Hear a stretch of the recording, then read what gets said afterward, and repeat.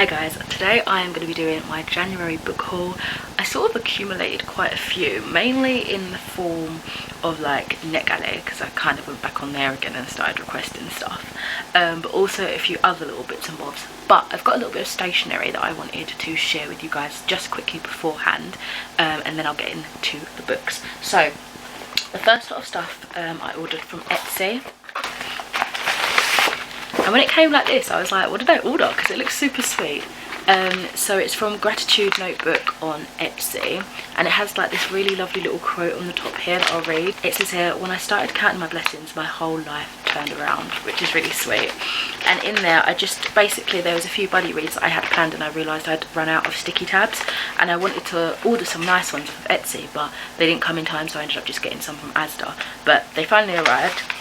And I got these ones, which are called the Morandi. They've got 10 different colours, and it looks like a little ruler sort of thing going down there, and they're just these cute little dots on them. And I also ordered like normal sort of block colours. These are thicker than I expected, but they're just like called the college colours range, I think. So I've just got like this pastel-y purple, different variations of purple shades, a green one and a blue one. And it looks like they've thrown in a little freebie, which is sweet. So I've got a little bit of washi tape. This is K's X Radio Cap, and this is the kind of design. Some dark sort of florals going on there. Oh, that's cute. Yeah, it's just a little thank you card and a little handwritten note. How sweet is that? So those bits I'm really excited to use for my buddy reads, and like just like with the washi tape, general journaling and stuff. And then I went food shopping today and I bought 2 books, so I'll show you those a little bit later. But I also bought these Uniball pens. I've been wanting to buy these for a while because I've tried one before, and I just keep forgetting to try them again. So I've got a metallic pack because I thought they'd be quite nice to journal and like doodle and stuff. And my usual writing pens kind of run out now, so I don't know, I really think I'll like these. I like how shiny and stuff they look and how they write. So finally purchased a pair of these, well, a trio of these rather. So on to the actual books. I'm going to be looking down a bit just because I've got like my lists and stuff down here, and also like the blurbs and things of the Netgalley books. So we're going to start with some Netgalley books, then we're going to carry on with some physical, and then end off with some Netgalley as well. So the first book that I've got to share with you today is called Light Perpetual by Frances Spofford, and this is a bit of literary fiction. It sounds really interesting. It is set, well, the beginning part seems to be set in November 1944. And a German rocket comes and causes destruction in an area of London, and 5 young lives are destroyed instantly. But then it takes the turn of, what if they were able to be resurrected? How would they be in today's modern life? How would they cope? How would they grow? Who are the people that they would turn into?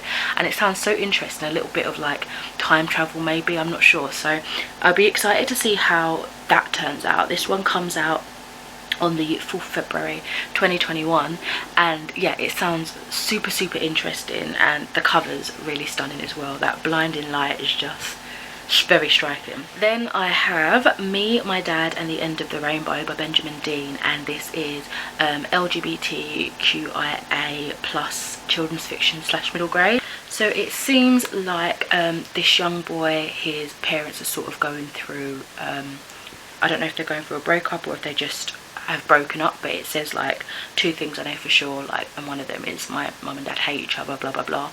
And he finds this crumpled up rainbow coloured flyer in his dad's pocket, or it falls out, and I think we know that it's probably to do with going to an event for the LGBTQIA, and maybe this is what's caused the disruption between his parents. Maybe his dad's come out or something like that. So I actually thought originally it might be focused on the child, but it seems like it's how, well, reading the synopsis, it seems like it's how the child's affected from this, and how it all, like, maybe how he's taught about it and everything. So yeah, it sounds interesting. I'm not sure if it's a picture book. I thought it was, but I might be wrong. But yeah, that looks really good. And then the next one I actually saw on Instagram. There was a selection of books that were coming out and said that Netgalley ARCs are available, and one of them really drew my interest, and that was Aftershocks, Dispatches from the Front Line of Identity by Nadia Owusu. And this is a biography and memoirs.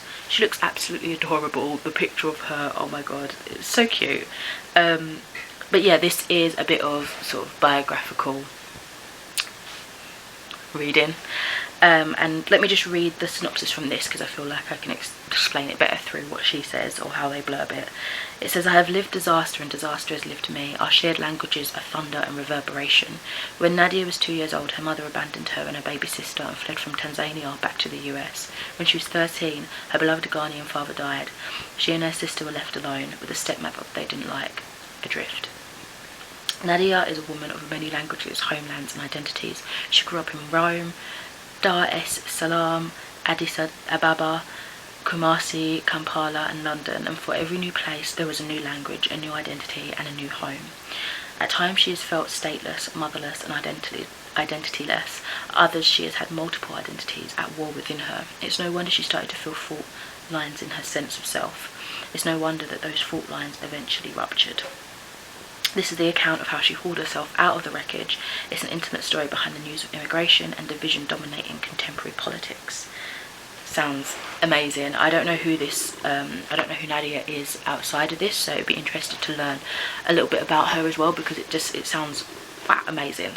And then the next one I've got from Netgalley is, oh, I didn't say when that came out, I'm sorry, I'll put it here.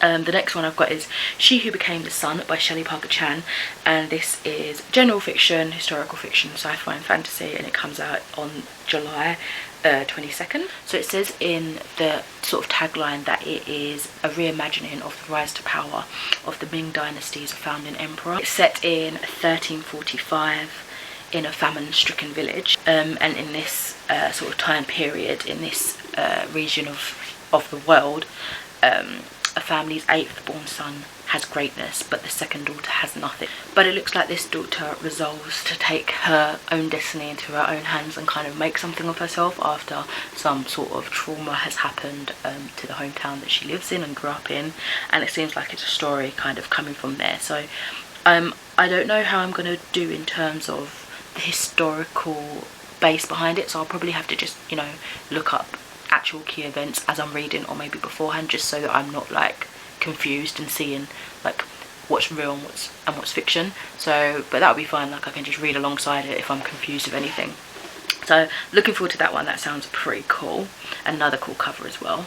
And then I have got this is just wrapping it up for the Netgalley books for now before I come back to it, but I've got Winter's Orbit by Everina Maxwell, which comes out in February as well, and this is a sci-fi and fantasy based book. This one sounds really interesting. It sounds more, in terms of sci-fi, like a bit more of a space opera sort of vibe is what I'm getting. It says here the Iskat Empire rules its vassal planets through a system of treaties, so when Prince Tarm, key figure in a political alliance, is killed, a replacement must be found. His widower Jainin is rushed into an arranged marriage with the disreputable aristocrat Keem in a bid to keep rising hostilities between two worlds under control. But Prince Tarm's death may not have been an accident, and when Jainin himself is a suspect, he and Keem must navigate the perils of the Iskat court, solve murder and prevent an interplanetary war. That sounds bloody epic. Apparently it's perfect for fans of Gideon the Ninth and The Long Way to a Small and Angry Planet. Both of those books I'm interested in reading, so that sounds pretty much up my street, so hopefully I enjoy that. So on to some of the physical books. I've got a few unboxings and other things. So we'll start off with this book. So this one, I've had so many issues, but it's alright, it's all resolved, it's chill, it's not deep, you know what I mean. I had ordered this on eBay because I just wanted a used copy, and it was only for a couple of pounds.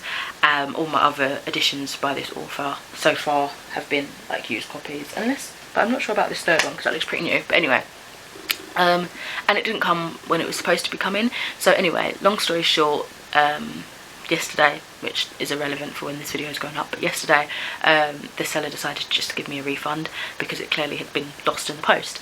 I come home from work doing my things, editing a video. It comes to about 5:30, knock knock, guess what shows up? The book. So I've then messaged the person again. I'm like, please can I just have your PayPal account, like your name, and I'll send you back that money, because it, funnily enough, it's turned up. So it's a bit of a funny situation. I'd also, like, whilst I was, like, before I came home from work, I'd ordered another copy but through Amazon, and it was like nearly £9, so I cancelled that quick. That's all gone through fine. So now I've got this, which is like £4 and it finally arrived. So it's perfect because I want to read it in February, and so hopefully we can still read it. But this is the sequel. That was such a long story when I said long story short, I'm sorry. In the Traitor Spy trilogy, this is book 2, The Rogue. And this is a trilogy kind of companion series to the first series of the books, which are the Black Magicians trilogy. It's like a spin-off series from that, and it's following some of our main characters and new characters like 2 decades on. I'm reading this as a buddy read with Deborah from Hills of Books on Instagram. We've been reading the other series together and we've just continued it, so we'll probably try and do one a month again. And yeah, so I've got book 2 and also book 3, which is The Traitor Queen. So I'm very excited to continue on, and this will probably be, we'll see, but this is most likely to be my first series started and finished in 2021, so that'll be very exciting. Also, one of my colleagues at work, one of the vets, bought me a book. So sweet, so random. We were sitting down to lunch and I was reading like I always do, and he was asking me what book I read, blah blah blah, and if I'd read this one, and I said, oh no, I don't think I've heard of it. And he was on his phone whilst he was talking to me. I didn't think anything of it, and he goes, oh yeah, I've just bought it for you. And I was like, what? Do you want money for it? Like, he was like, no, it's just a little gift, you know. He's always so lovely. So yeah, then he came and found me like later on in the week, and he was like, I have a gift for you. I was like, oh, thank you. And he came up to me and gave this to me. So it is The Call by Peter O'Gillian. This is the first book in the Greyland series, I'm assuming. And I hadn't heard of this, but apparently it's good for Game of Thrones fans and Hunger Games fans. I like Game of Thrones. I've not really been in the Hunger Games vibe, so I don't know about that, but it sounds pretty interesting. So it says you've got 3 minutes to save your life. When the call comes, you have to be ready to run or fight to the death. The call will grab you by surprise. You could be studying or hanging out with friends when suddenly you're pulled into a terrifying land, alone and hunted by the enemy. You don't know them, but they know you, and they want to kill you, slowly and painfully. Only 1 in 10 return alive, and no one believes Nessa can make it, but she's determined to prove them wrong. So it sounds interesting that this kind of, I don't know if you'd necessarily call it a game or what, but this call sounds quite like old and ancient and medieval, but it seems to be like in a modern time. So yeah, I mean, I'm intrigued. I'm very intrigued, very grateful that he just went out on a whim and bought this for me. That's kind. And then I have 2 Waterstones unboxings. I sort of coyly unboxed this in a reading vlog, which I'll link in the cards if you're interested, that recently went up, but I will actually show you guys what I got now. So 4 books in here, and then the other book I ordered 5 in one kind of session, and then the other book came up later. So I've got 5 books to show you guys.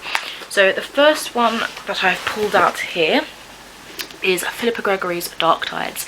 I have Tidelands. This is the sequel to that, which I've not read yet, so I'm hoping to do them like sort of back to back maybe.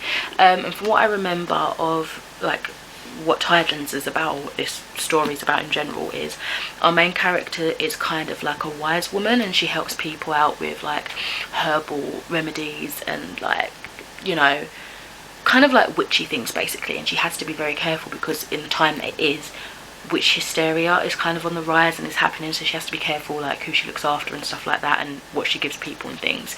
And I'm assuming this is a continuation from that. I'm obviously not going to read the synopsis of this because I don't want to be spoiled, but that's the sort of vibes that I'd like. So if I get to those relatively soon or before any other of her books, those will be the first Philippa Gregory books I've read, so I'm looking forward to it. They sound really interesting. I'm aware of her like more queen based stories, fictions. I remember watching a BBC adaptation of The White Queen years and years ago, and I really enjoyed that, so maybe if I'm enjoying these I might go back and read those ones, but I don't know, I'm not too big on like royal historical fiction. I'm not sure, maybe I could try it one day perhaps. And then I have, this is a book that I showed in that vlog actually, Pandora's Jar, Women in Greek Myths by Natalie Haynes, who's the author of 1,000 Ships, which I've not read, but it's basically kind of giving a voice to a lot of the women in Greek mythology that have been considered evil or kind of like side characters and not crucial to the story, and kind of actually looking into their lives and seeing like the circumstances that made them who they are, and just giving them more of a spotlight, because a lot of the time our heroes, they're male, you know, it doesn't really focus on the women, and when it does, it's quite misogynistic. I feel like I haven't pronounced that properly. It doesn't roll right in my tongue. So this is what this book is about. So yeah, super excited to try that. The next one I have here, it just caught my eye because of the cover. I hadn't heard of it before, but this is Feathertide by Beth Cartwright. A girl, a secret, a life-changing journey. And it says, let's see, Maria has always known she was different. She was born covered in feathers of a bird and kept hidden in a crumbling house full of secrets and unanswered questions. Longing to discover the truth behind her origins, she goes in search of a father she has never met. Her curiosity leads her to the city of Murmurs, a place of mermaids and mystery, where jars of swirling mist are carried through the streets of the broken-hearted, and Maria will never forget what she finds there. So it says it's for fans of The Bear and the Nightingale, which I love. I love the Winter Night trilogy by Catherine Arden. It's one of my favourites. And Erin Morgenstern's The Night Circus, which I've got but I've not yet read. But it looks more kind of like middle grade. I don't know, it just seems more middle grade in vibe is what I thought. But either way, I think I'm going to eat this up and really enjoy it, so I'll hopefully do.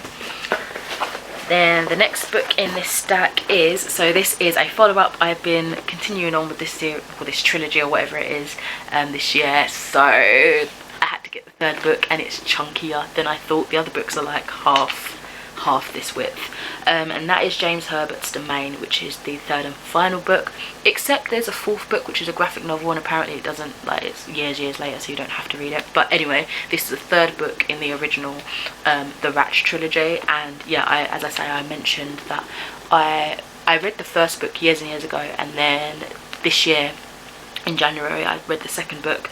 I really enjoyed it, instantly like ordered the third book. So yeah, this is just about these mutant rats that have taken over London, and there's like basically a plague of it, but they like turn to eating humans, so humans are at great risk, they need to be evacuated from London, all this sort of stuff. So yeah, it's really cool. I'll be interested to see how it wraps up, because the second book felt like it could have been done, but then there was like a little bit of a tease at the end. So yeah, seeing how much they put in this, I'll be interested to know how it ends. Book's done. And then this box has the fifth book that came in my Waterstones order. If I can get it out. Oh god, that was in there really snug.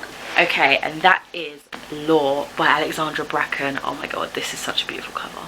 This one's signed by the author as well. So yeah, I did kind of want the hardcover, but that one wasn't signed and it was more money, so I thought, let me just get this one. Another piece of mythology, as you guys can see. I talked a little bit more about why I decided to order more adult mythology, specifically in that reading vlog that I mentioned earlier, so you can check that out if you want to know. But I read, I want to say not last year, maybe the year before, I read The Dreadful Tale of Prosper Redding, and I really liked it. And then for Christmas this year, one of the books I got was the sequel, which is The Last Life of Prince Alistair. And so I'm liking, like, I've not read that one yet, but I liked the vibe of that book, like the first book, so I thought I will probably like the vibe of this one. It almost reminds me a little bit, just briefly, about The Call that I talked about earlier, which is kind of like this weird game, because this one says like hunt or be hunted. We're in modern day New York, and there's a murderous game about to begin. Every 7 years, for 1 week only, Zeus punishes the gods and makes them mortal. They're basically savagely hunted by descendants of ancient bloodlines who are eager to kill the god because it makes them able to seize the divine power. Yeah, and so Law Perseus has fled. She's turned her back on these cruel promises of eternal glory. Family has been brutally murdered, and the only way that she's been able to kind of honour them is by just surviving. But now she wants revenge.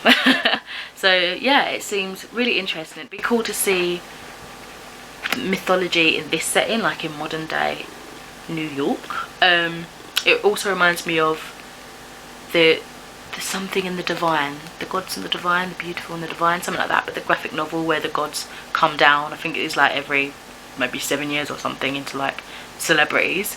It gives me those sort of vibes. But yeah, really excited for this one. So I did say that we'll end with the Netgalley books, so I'll just talk about quickly the books that I got in Asda when I went shopping today. Wow, did you hear that whistle? That was weird. So I saw this one. I actually would have preferred this different cover, but I also like how these covers by this author matches. I got The Cousins by Karen M. McManus. I have not read any of her other books, but my cousin really likes this author, and this one sounded the most interesting to me. It's also got black sprayed edges, which is really cool. It says secret lies, family first always, right? The Story family are the envy of their neighbours. They're rich, beautiful and glamorous until it all falls apart. The 4 children are suddenly dropped by their mother with a single sentence: "You know what you did." They never hear from her again. Years later, when cousins Aubrey, Millie and Jonah Story receive a mysterious invitation to spend the summer at their grandmother's resort, they have no choice but to follow their curiosity and meet the woman who's been such an enigma in their lives.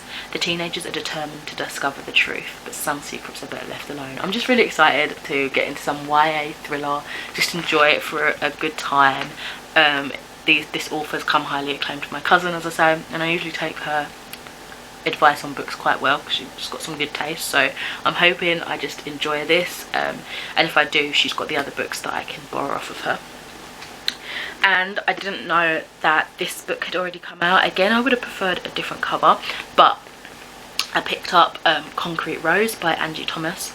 I haven't read The Hate You Give. I haven't read The Hate You Give or On the Come Up, but she's an author that I've been wanting to read for the longest time, and so I kind of just picked this up because it was in a good deal. It's funny because I was actually reading the synopsis of this like yesterday or the day before, but it's about a young 17-year-old called Maverick Carter, whose dad's in prison, and his mum's working 2 jobs just to try and keep them afloat. He's sort of going to school but also dealing drugs, and then he finds out that he is a father, and he's suddenly finding it really difficult to obviously like deal drugs and go to school and do all this. I think he's just wanting to go, like legit and straight and stuff, so he's given this opportunity, but apparently if you've got his dad's veins in your blood, it's difficult to just walk away. So it sounds like there's going to be a lot of temptation. Yeah, crazy stuff. And it says at the top, a search and exploration of black manhood set 17 years before the events of The Hate You Give. Oh, okay, so maybe I should read The Hate You Give first. But yeah, that's Concrete Rose. And then, oh god, all my books just fell down. Oh no. Okay, and then we have the Netgalley books that I was telling you about. So we have The Once and Future Queen, Secrets of the Star-Crossed by Clara O'Connor, which is new adult sci-fi and fantasy, and it's coming out, came out in January. I've seen this around a little bit actually, but for some reason I thought it was a sequel, but perhaps not. Apparently it's fans for Hunger Games, the Grishaverse, fans of Marie Lou, Bella Forrest. Oh, I've read Bella Forrest. I read this book years and years ago called Shade of Vampire, and there's loads of books in that series now, but that one I quite enjoyed. I would eventually like to go back and read the rest. And Cassandra Clare, and it says, in a world where the Roman Empire never fell, 2 star-crossed lovers fight to ignite a spark of rebellion. Londonium, the last stronghold of the Romans left in Britannia, remains in a delicate state of peace with the pagan kingdoms that surround it. Within its mighty walls, defiance meets death and capital punishment is decreed by public vote. As the only daughter of the powerful merchant, Cassandra is betrothed to Marcus, the most eligible bachelor in the city and the last scion of the old blood, but then she meets the boy with the strange midnight eyes, searching for a girl with magic in her blood. Ooh, the boy will make her believe in soulmates. How interesting. Okay, I've skipped a bit, but then the end bit says, but the question remains, is magic the cure or the curse? Amazing, very excited, and I've seen a bit of praise for this already. And then this one here is a book I wouldn't usually go for, but it sounded interesting, and it is like romance, teens, YA. It's called The Knockout by Sajani Patel. And I picked this one up because it's got like sort of fighting element in it, and I'm not really interested in like fighting, but my boyfriend does like MMA sports and stuff like that, or has done in the past, and I thought, oh, maybe it might give me a little bit of insight to be able to talk to him about it. I don't know. But yeah, it says a rising star in Muay Thai figures out what and who is worth fighting for in his own voice's YA debut, full of heart. So our 17-year-old main character Karina is going to alienate herself from her entire Indian family and community, and she's going to do it gloriously. She is given the chance of a lifetime to compete in the US Muay Thai Open, and it could lead to a spot on the first ever Olympic team. Obviously she's got a lot of people that are going against her for this, a lot of backlash, but she's going to do it anyway. It gets kind of sad actually, because she says she's never felt quite Indian enough and her training is only making it worse, which sounds really sad. But it seems to be more one full of hope. She's obviously following a dream of hers, and I like the direction that it sounds like it could go in, and obviously there's a romance as well. The next one is The End of Men by Christina Sweeney Bard. This is literary fiction and also sci-fi fantasy. This one seems, you know, like futuristic setting as well, because it's set in not too a distant future, but it's Glasgow 2025, so near enough, you know. This one sounds scary because it sounds like kind of what we're living now. So Dr. McLean is called in to treat a patient with flu-like symptoms, but within 3 hours he is dead. This unknown virus is sweeping the hospital with deadly speed, and it's only going after men. And then there's this mad race because the government have taken forever to listen to her until it's nearly too late, and they're wondering if they can find a cure before this is the end of men. Hence the title. So that sounds really riveting. I don't know if I'll be able to read it right now. I've also noticed that I've forgotten to give like dates of when these come out, so if I remember I'll list them or put them on the screen or something. And then we've got a really cool sounding sci-fi and fantasy by Orbit. I really like Orbit as a producer. They're the ones that did the Trudy Canavan books that I was talking about. This is The Black Coast, and it's the first book of a sci-fi fantasy series. I think it's just fantasy, it's just grouped together as sci-fi fantasy, called The God King Chronicles. So this is book 1.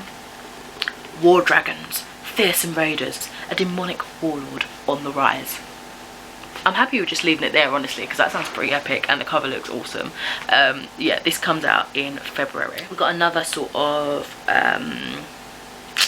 YA thriller that I might enjoy called The Follower by Kate Doherty. I never know how to pronounce that surname.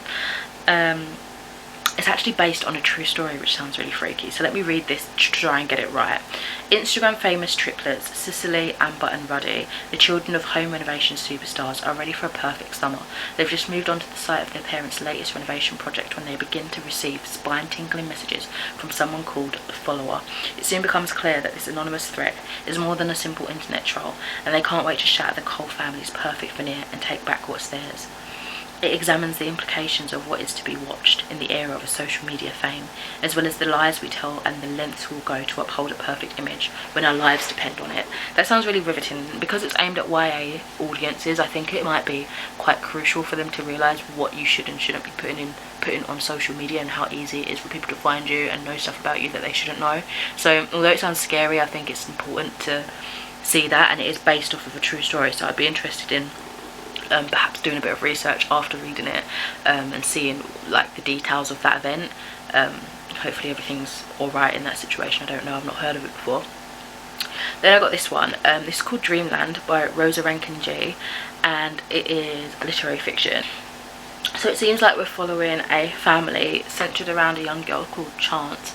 They currently live in a coastal resort of Margate. Hotels lie empty and some faded, for sale signs line the streets. The sea is higher, it's higher everywhere, and those who can are moving inland. A young girl, however, is just arriving. Her family is one of many that has offered a cash grant to move out of London. And so her and her family just relocate to the seaside just as the country edges towards a lot of change. It seems like a bit of violence is brought into their household in some form, and I think it follows the events of that and how it changes the dynamics between them. And then Chance meets a girl, Frankie, that she's never met before, and I think things ensue. It says it's set in a future unsettlingly close to home, against a backdrop of soaring inequality and creeping political extremism. Rankin G demonstrates with cinematic pace and deep humanity the enduring power of love and hope in a world spinning out of control. So I'm glad that it's got a little bit of like a hopeful motive behind it. And then this one sounded interesting. It is a collection, like a literary fiction anthology of sorts, called Kink, and it is edited together by R.O. Kwon and Garth Greenwell. It's got lots of names, some I recognise, some I don't. Roxane Gay is one that really stood out to me. So it says the stories within this collection portray love, desire, BDSM and sexual kinks in all their glory with a bold new vision. And then it lists all the people. It explores a lot of power play, bondage, submissive, dominant relationships. We're taken to private estates, therapist's office, underground sex clubs, private estates, and even a Victorian era sex theatre. While there are whips and chains, sure, the true power of these stories lies in their beautiful moving dispatches from across the sexual spectrum of interest and desires, as portrayed by some of today's most exciting writers. So yeah, I kind of want to read a little bit more of like erotica. Not full on erotica, but more like things that are more adult theme, adult content, because I'm a bit model coddled in the stuff that I read and I get all like blushy when a little bit of a sex scene comes on. So there's no need for that because I'm not a prude in any way. So if I just read more about it, I'll be like, ah, cool. And this sounded really interesting. I love the title, love the bold pink and the black, really cute. Okay, and the second to last book that I have here is called Infinite Country by Patricia Engel. This one sounded really cool actually as well. This is a bit of literary fiction and it comes out in May. This one came to mind because it said for readers of Edwidge Dunticat. I've not read anything by her yet, but this lady that I follow on Instagram called Book of Sins is always talking about her and the books that she creates and stuff like that, and how she's amazing, everyone should read her. And this is an urgent and lyrical novel, it says, about a Colombian family fractured by deportation. Something that's obviously been around for a while, been around now. I think it will trigger maybe a lot of people, so go into it a little bit carefully. It seems like they're trying to get back together. I think they've been like separated and things like that and been kept apart through all this, and it seems like it's a bit of a family saga in that way, also with political themes and, you know, social themes of people and coming together. And you know, it sounds good, it sounds really good. I just hope it's not as emotional, like emotionally draining with no hope, do you know what I mean? Like, we'll see. But often those stories do have no hope, so I've got to go in for that as well. And then the last book before my camera dies because it's flashing at me is Shola by A.M. Kabash, and this is horror, mystery and thriller. It comes out in September later on in the year. Well, actually, this might be a sequel. So this is a sequel to a book called Lisaf. And while it can be read as a standalone, it makes references to the events that took place in that novel. So I'm going to see if I can find that in the library, like on my library app, before I read this. I didn't realise it was a sequel at first. I kind of just scanned it and it sounded interesting. So to avoid spoiling you guys as well, I am going to wrap up this video here. Thank you so much for watching. Let me know what books you've been buying in January, what you've been reading, and I shall catch you in another video soon. Bye.